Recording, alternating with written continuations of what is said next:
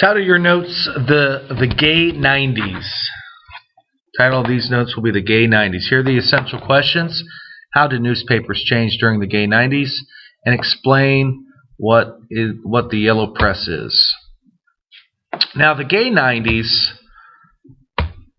is actually named because of the time period. Gay back then meant happy. Okay, so this was a happy times. These were some of the best times that we've ever seen, 1870 to 1900. We see a time of growing wealth. We see a lot more time for leisure during this time, but there's also some negatives that go along with this, as always. One of the biggest things that we'll see, and one of the biggest tragedies that we'll see of the time period, is the Chicago Fire. Okay. The Chicago Fire was in 1871. There hasn't been rain for weeks at this time. Very similar to our summers that we have here. Sometimes they're dry, and they didn't get a lot of rain. Back then, a lot of the homes and buildings were built with pine wood.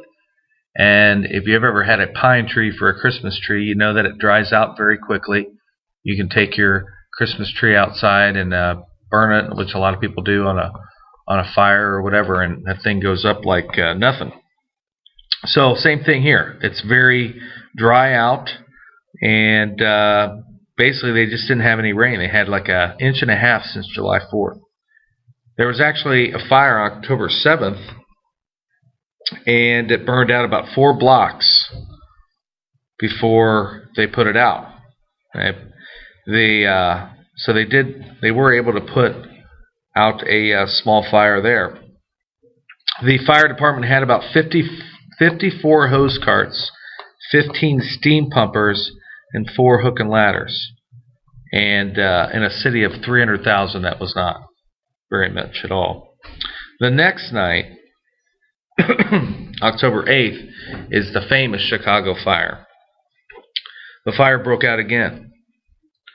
And it started in a barn, supposedly, called Mrs. O'Leary's barn.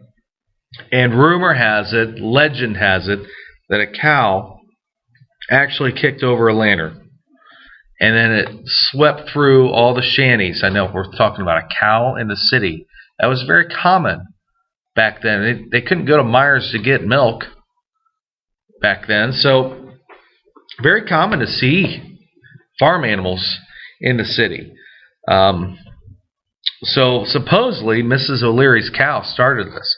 Now this has been rumored, this has been an urban legend, but I'm going to show you there is evidence of this occurrence. And in fact, this has been passed down to me through my great-great-grandpa, who was born in, or who lived in Chicago, actually came from Sicily, and this got passed down to me over the years. So what you're about to see is historical evidence that Mrs. O'Leary's cow actually did kick over a lantern, and it proves that the cow did start it. The History Channel is actually meeting with me to buy this picture from me. So brace yourself, you're about to see history. Let me get through here. Alright, here is the evidence that we've been waiting for. There it is. Clearly, you can see Mrs. O'Leary's cow just kicked over the lantern and started that horrendous fire. So right there, folks, you just witnessed history. The fire burned for 30 hours.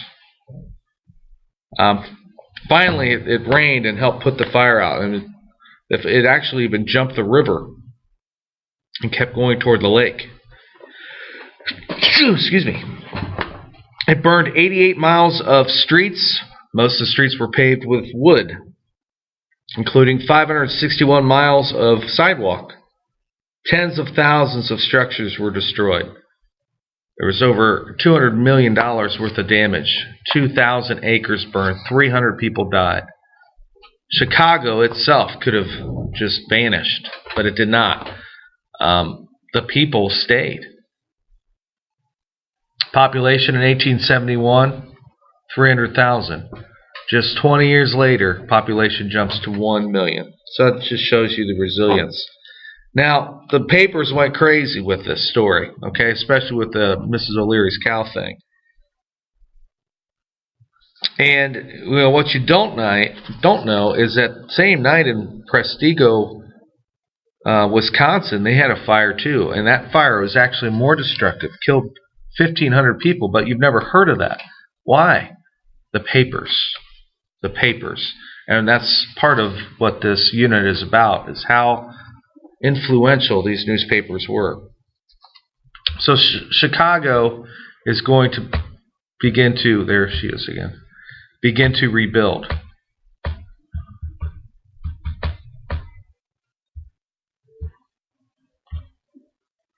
William Jenney will begin building the skyscrapers. He was known as the father of the skyscraper. Okay, he's going to use steel girders as the structural support.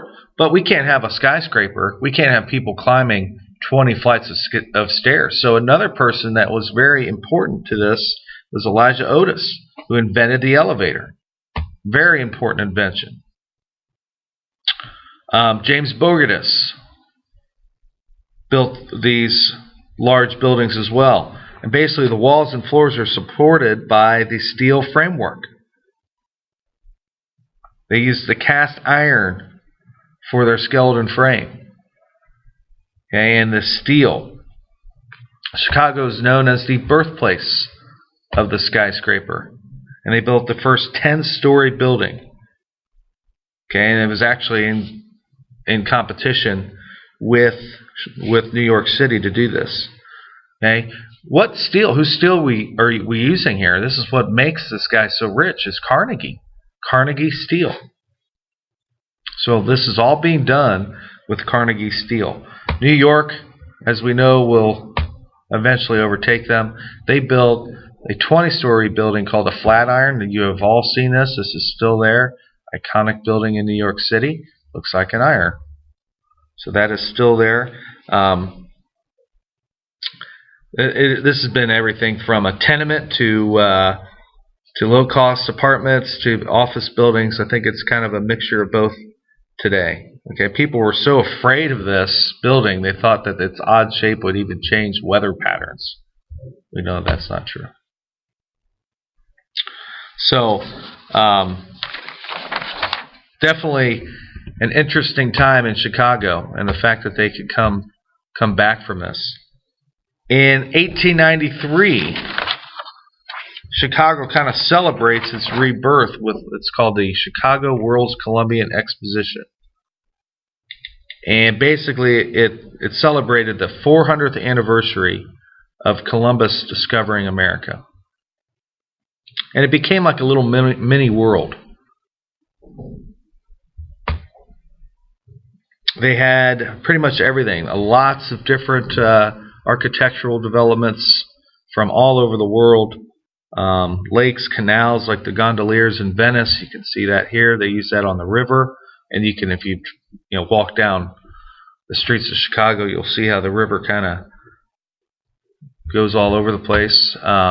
Everything from $5 million art to exotic dancers. 27 million people paid 50 cents to be admitted into the fair. They had a Ferris wheel, the first Ferris wheel. Then there is a Ferris wheel still there in the Navy Pier today, but nowhere near. You got to see this thing. This is gargantuan. Okay, this is a picture of the grounds.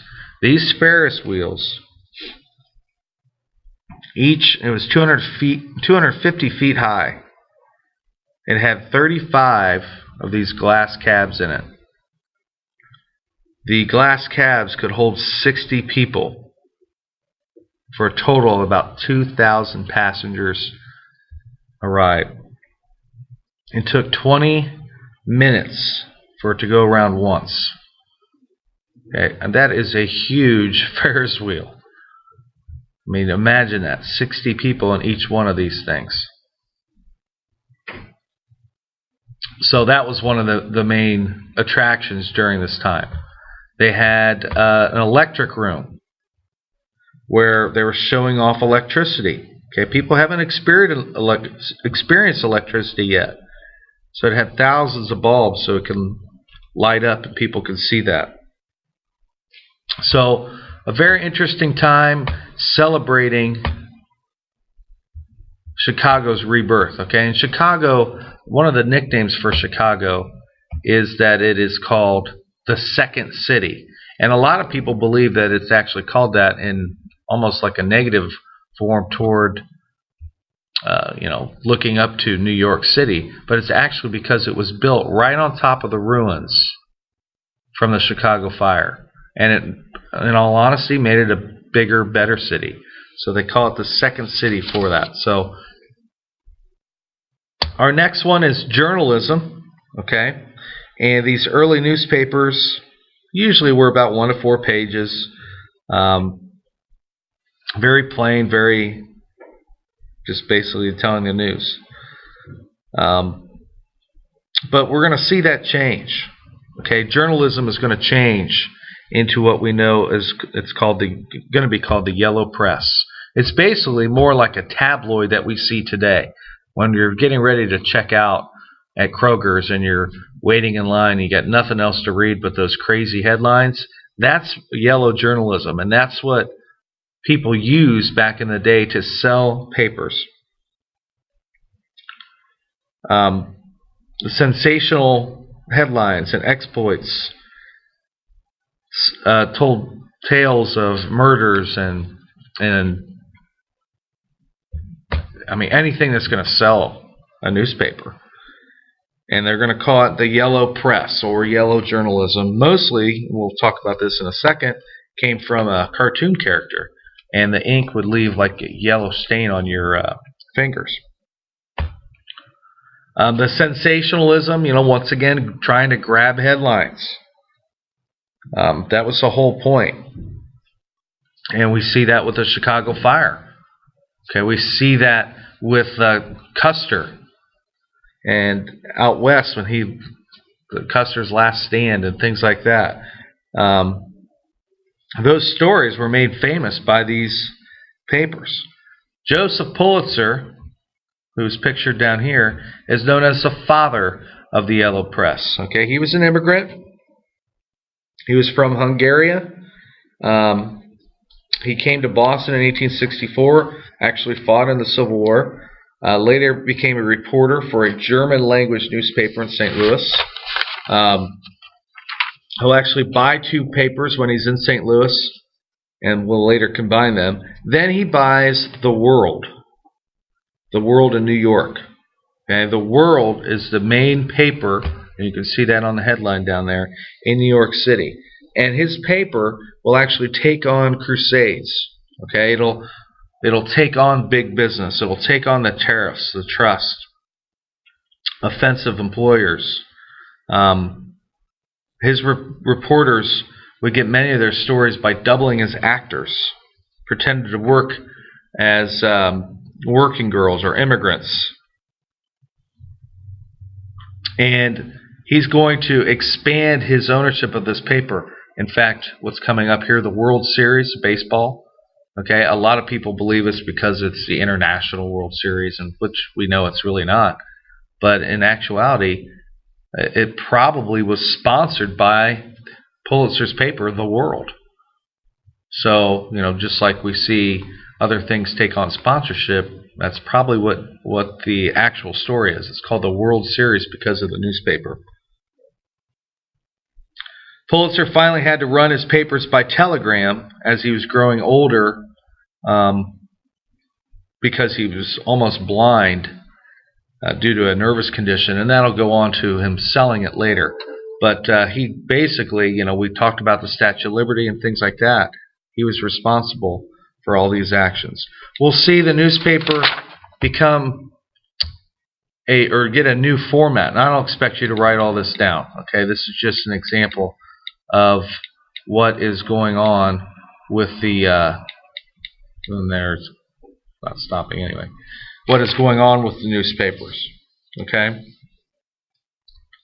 you're going to see it. It basically becomes what it is today. You're going to have different sections for sports, police reports, obituaries, banner headlines, all those things that we see in a newspaper today. This is where it takes its shape. You didn't have it back then like that. The comics, okay? We talked about the yellow press, yellow journalism. This is where it gets its name. This guy right here was in a cartoon called Hogan's Alley. And he was a character in the comic strip called Hogan's Alley. His name would be the Yellow Kid. The Yellow Kid becomes so famous that they would basically, he was always seen in these big yellow jammies, and there was always some kind of saying here. Sometimes they used the saying to sell things, sometimes it was to get a message across, but that's where that name, yellow journalism or the yellow press, gets its name. The man who created Hogan's Alley was a man named Mr. Outcault, Outcault. And like I said, they'll go on to advertise many, many different things here.